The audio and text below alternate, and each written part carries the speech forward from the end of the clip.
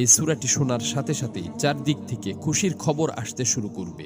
এই সূরাটি মূলত তারাই শুনবেন যারা খুবই অভাবে আছেন, কষ্টে আছেন, কোনোভাবেই যাদের মনের আশা পূরণ হচ্ছে না, যারা গরিবি দূর করতে চান, ঋণ পরিশোধ করতে চান, এবং যারা চাকরি হারিয়ে দিশেহারা হয়ে পড়েছেন, কোনোভাবেই কোনো মাধ্যম খুঁজে পাচ্ছেন না। আজকের এই গুরুত্বপূর্ণ সূরাটি শুধুমাত্র তাদের জন্যই। কষ্ট করে সূরাটি আপনারা মনোযোগ দিয়ে প্রথম থেকে শেষ পর্যন্ত শুনুন।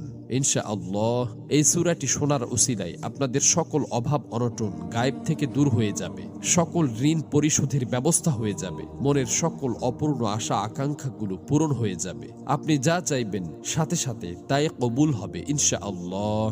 প্রিয় বন্ধুরা, আল্লাহ পাক চাইলে সবকিছুই সম্ভব। এজন্য আল্লাহ তাআলার কোরআন মাজিদের সর্বশ্রেষ্ঠ এই সূরাটি শুনতে শুনতে আপনার মনের সকল নিয়ত, মনোবাসনা ও জীবনের সকল চাওয়াগুলো আল্লাহ তাআলার কাছে মনে মনে দোয়ার মাধ্যমে তুলে ধরবেন। আল্লাহ চান তো মুহূর্তেই আপনার জীবনটা পরিবর্তন হয়ে যাবে। প্রিয় বন্ধুরা, জীবনে তো অনেক প্রচেষ্টাই করেছেন, একবার না হয় কোরআন মাজিদের এই সূরাটির উপর বিশ্বাস রেখে প্রথম থেকে শেষ পর্যন্ত শুনলেন। এই সূরাটি শোনার পর আপনি নিজেই বাধ্য হবেন আমার জন্য দোয়া করতে। এই সূরাটি এখন পর্যন্ত লক্ষ লক্ষ কোটি কোটি মানুষ শুনেছে এবং সকলের ভাগ্য অলৌকিকভাবে পরিবর্তন হয়ে গেছে। আমার কথা বিশ্বাস হচ্ছে না? তাহলে সূরাটি একবার শুনেই দেখুন।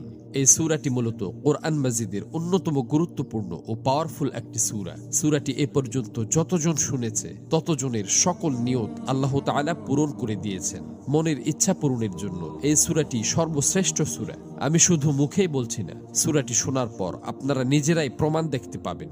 এজন্য কোরআন মাজিদের উপর বিশ্বাস রেখে দ্রুত সূরাটি একবার শুনে নিন। ইনশাআল্লাহ সাথে সাথেই রেজাল্ট পাবেন।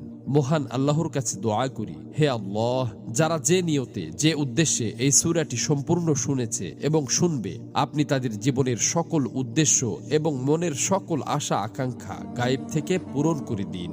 আমিন। কমেন্ট বক্সে আপনিও আমিন লিখে উন্মুক্ত দোয়ায় শরীক থাকুন, কেননা কে জানে যে কার মুখ থেকে বলা আমিন কখন কবুল হয়ে যায়। তো চলুন সূরাটি শুনে নেওয়া যাক। أعوذ بالله من الشيطان الرجيم بسم الله الرحمن الرحيم يا أيها الذين آمنوا أوفوا بالعقود أحلت لكم بهيمة الأنعام إلا ما يتلى عليكم غير محل الصيد وأنتم حرم إن الله يحكم ما يريد يا أيها الذين آمنوا لا تحلوا شعائر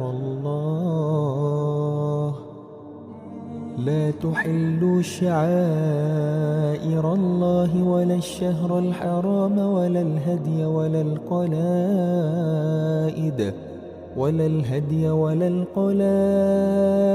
ولا